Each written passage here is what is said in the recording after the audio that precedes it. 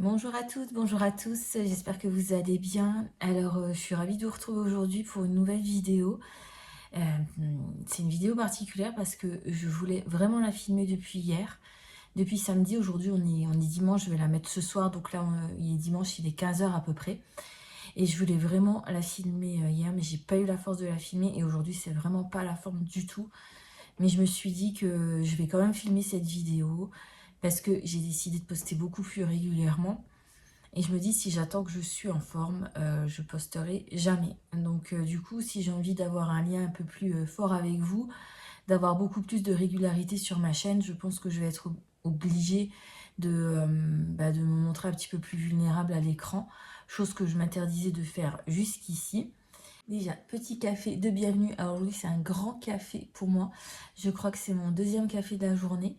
C'est mon troisième café de la journée. Je bois énormément de café en ce moment pour être en forme, pour retrouver un peu de forme, au moins me lever, quoi. C'est carrément à ce stade-là. Ce matin, j'ai passé ma journée au lit, voilà, à cause de la fatigue. Donc, vous savez que moi, je suis atteinte d'une maladie chronique, d'une leucémie chronique. J'ai mon traitement et là, j'avais des douleurs articulaires et une grande fatigue et j'arrivais pas du tout à me remettre sur pied. Donc je bois mon petit café, enfin mon grand café. Alors hier j'ai fait pas mal de choses malgré la fatigue, mais après je me suis écoulée et j'ai rien pu faire de la journée. Finalement cette vidéo, je pense que ça va être une vidéo qui va décrire un peu ce que je fais dans les moments où je me sens moins bien. Voilà, je me prends comme ça des journées pour moi parce que je pense voilà, qu'il faut penser à soi. Là, je suis assez limitée par rapport à tout ce qui arrive dans ma vie et aussi par rapport à la maladie, aux effets secondaires. Voilà, j'aime pas me plaindre parce que je pense toujours qu'il y a pire que moi et je sais qu'il y a pire que moi et je sais que les effets que j'ai, la fatigue, elle existe. Les douleurs, par exemple, j'ai des douleurs articulaires existent, mais voilà, je peux avoir des effets beaucoup plus importants avec mon traitement et je sais en plus que j'ai déjà la chance d'avoir un traitement qui fonctionne, voilà, dont je peux avoir l'accès parce que là je suis encore tombée ce matin sur une publication d'une jeune fille qui a une leucémie et qui l'organisation, non je crois c'est la NMSS, donc c'est l'Agence nationale du médicament, ne lui permet pas de bénéficier d'un traitement qui pourrait la guérir parce qu'elle a fait beaucoup de chimiothérapie. Et elle pourrait avoir accès à ce médicament, mais elle ne peut pas avoir accès à ce médicament parce que c'est un médicament qui est limité et donc qui est réservé entre guillemets aux personnes qui le prennent déjà. Et sa maman lance un cri de secours et je suis de tout cœur avec elle, mais moi je peux absolument rien y faire. Mais je veux dire, il y a une pétition à signer, je vous la mettrai peut-être en barre d'infos si je la retrouve. Ou la prochaine fois, parce que je ne sais pas si je vais retrouver la publication. Enfin, j'ai signé la pétition, donc je dois retrouver dans mes mails. Sûrement, j'ai dû avoir un mail. Voilà, pour aider un peu ces gens-là, quoi, qui sont dans la détresse. Parce que je peux que compatir et je peux vraiment me mettre à leur place. Parce que moi, j'ai la chance de bénéficier d'un traitement, même si c'est difficile, c'est pas facile tous les jours, mais voilà, j'ai quand même un traitement pour ma maladie. Et ça, je sais que ce n'est pas rien.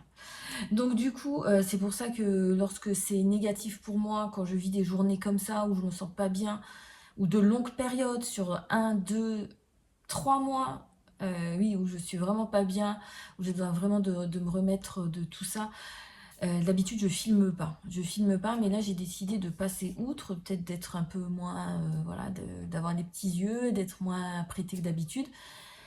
Mais il faut que j'accepte aussi ces moments-là, il faut que j'accepte aussi de les filmer.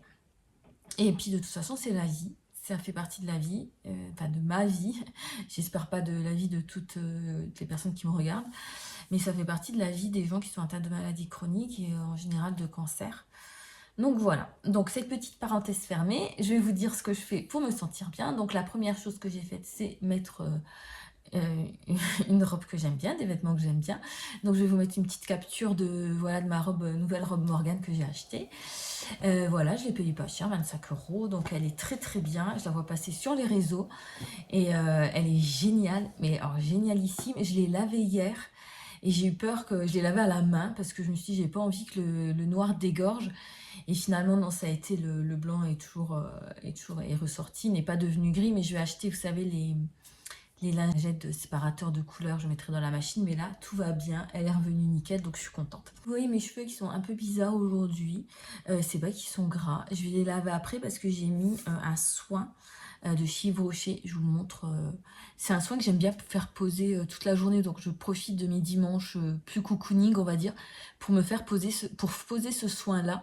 Donc c'est le soin réparateur sans rinçage de la gamme Baume Botanique. Alors je sais pas s'il est encore, je crois qu'il est encore commercialisé, ou peut-être il change beaucoup, il change souvent les formats.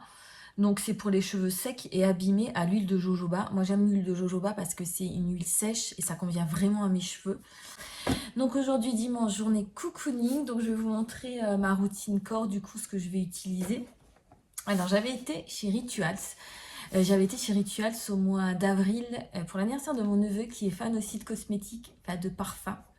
Parce que je lui ai offert des parfums depuis qu'il est tout petit. Et finalement, la dernière fois, il est venu chez moi et on a parlé de parfums pendant 1 heure. Il m'a montré tous ses parfums préférés chez Sephora. J'avais déjà acheté des parfums. Bon, moi, c'était chez Adopt et tout ça. Et j'aime bien parce qu'il est un peu comme moi. Il adore se parfumer. Donc, je lui avais acheté un coffret homme de chez Rituals. Et j'avais le réflexe de me prendre un coffret pour moi. Alors, je vais vous montrer. Déjà, je vous montre comme c'est joli. Il y avait un petit ruban que j'ai perdu, je crois, parce que je l'ai déjà utilisé une fois. Un petit ruban dans les mauves qui rappelait les fleurs. Donc, regardez, déjà, bon, il est un peu abîmé ici parce que bon, ça fait plusieurs fois que je l'utilise. Mais voilà, c'est un beau petit coffret pour offrir. Donc, en plus, il y a une phrase qui me parle. Happiness can be found in the smallest of things. Voilà. C'est exactement ma philosophie de vie. Le bonheur, voilà. Quand on n'a pas vraiment de bonheur, on peut le trouver quand même dans les petits moments. Et dans ces moments-là, moi, je trouve le bonheur dans mes cosmétiques et dans le fait de prendre soin de moi. Donc, je vais vous montrer tout de suite le coffret. Il se présente comme ceci. Donc, ça s'appelle The Ritual, of Yozakura. Alors, vous avez une mousse de douche, une crème fouettée pour le corps, une lotion de douche et un petit parfum. Oups là, je fais tout tomber, ça va pas le faire. Voilà, et un petit parfum, une petite brume plutôt, c'est pas un parfum, une petite brume qui rappelle la senteur de la gamme. Alors j'ai pris sur mon téléphone pour regarder. En fait, et je trouve que c'est génial, c'est chez Rituals, ça vient du Japon. Et c'est un rituel, en fait, alors j'ai plus le nom exactement, et ce rituel consiste à regarder les fleurs de cerisier dans la nuit. Voilà, de contempler les fleurs de cerisier. Alors, honnêtement, j'ai un gros coup de cœur pour la mousse de douche. Je ne sais pas si vous avez déjà essayé la mousse de douche de chez Rituals. Je vais peut-être vous la faire sortir un tout petit peu. Mais c'est une mousse, voilà, vous appuyez un tout petit peu. Voilà, et vous avez une mousse qui sent divinement bon. Donc là, comme le nom l'indique, ça sent la fleur de cerisier. Ce qui est bien avec ces produits, voilà, si vous vous sentez enveloppé dans quelque chose d'envoûtant, d'apaisant. Alors moi, j'ai pas de partenariat. Vous savez que sur ma chaîne, j'ai pas de partenariat. J'ai eu récemment quelques mails, mais voilà, j'ai pas donné suite. S'il y a quelque chose une fois qui me plaît, je le ferai. Mais voilà, je cherche pas vraiment. Moi, je cherche plus le partage de mes petits conseils de vie, de ma petite vie, voilà. Mais voilà, j'ai pas de partenariat avec Rituals, mais franchement, je peux vous assurer que pour moi, ça marche. Et voilà, si vous voulez acheter le coffret pour vous, vous pouvez. Si vous voulez l'offrir, vous pouvez. Mais ce sont des produits vraiment sûrs. Alors, j'ai pas regardé combien ils étaient notés sur Yuka. Je vais le faire après cette vidéo et je vous le noterai ici. Je pense qu'ils sont bien notés, enfin j'espère, parce que vous savez que c'est quand même important pour moi.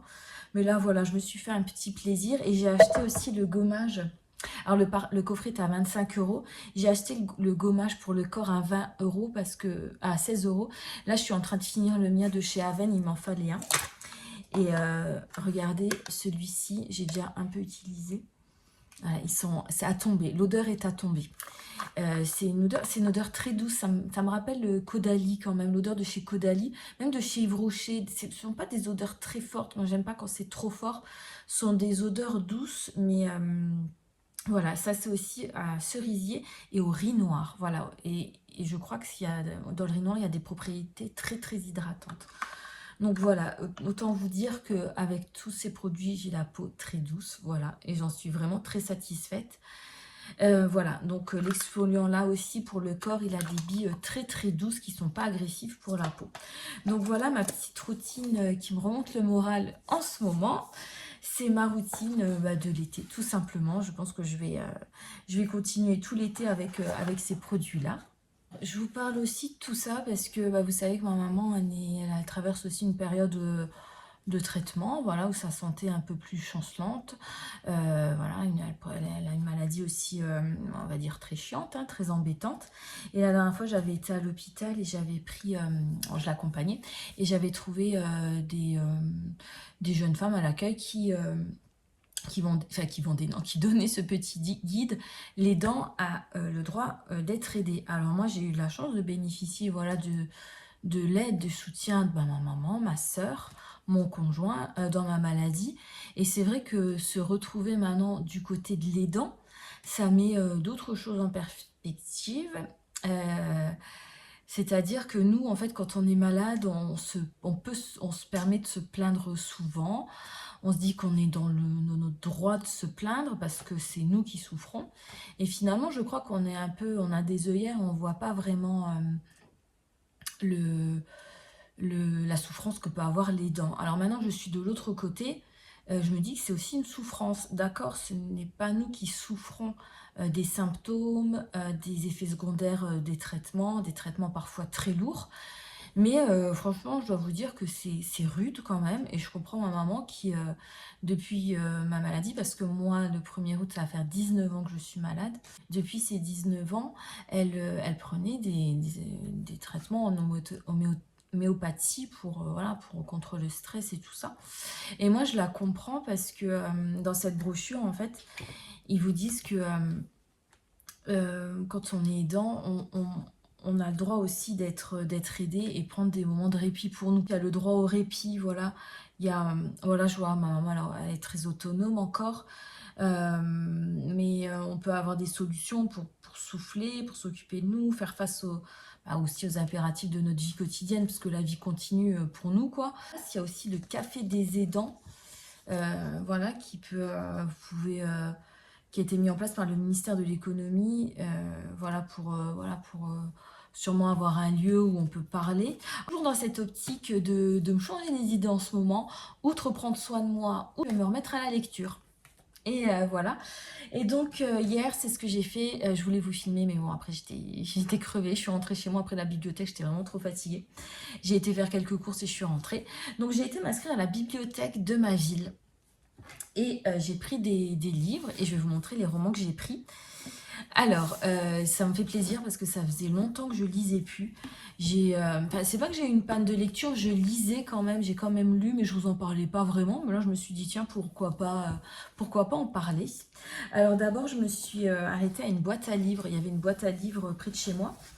Et j'allais à la bibliothèque et je me suis dit, tiens, une boîte à livres. Donc la boîte à livres, vous connaissez, vous prenez des livres et puis après, vous pouvez les ramener ou en mettre des autres. Voilà, c'est libre service. Et là, dans cette boîte à livres, j'ai trouvé un livre dont on parle beaucoup sur les réseaux.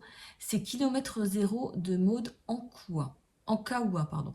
Ankaoua. Donc voilà, Kilomètre Zéro. Donc voilà, c'est l'histoire d'une directrice financière qui a tout simplement pas le temps de vivre ses rêves, mais elle va vivre une expérience au Népal qui va lui faire changer sa façon de vivre et sa façon de penser. Alors je pense que c'est plutôt spirituel, c'est du développement personnel, mais je pense que voilà, ça a aidé beaucoup de monde et je vais lire ce bouquin.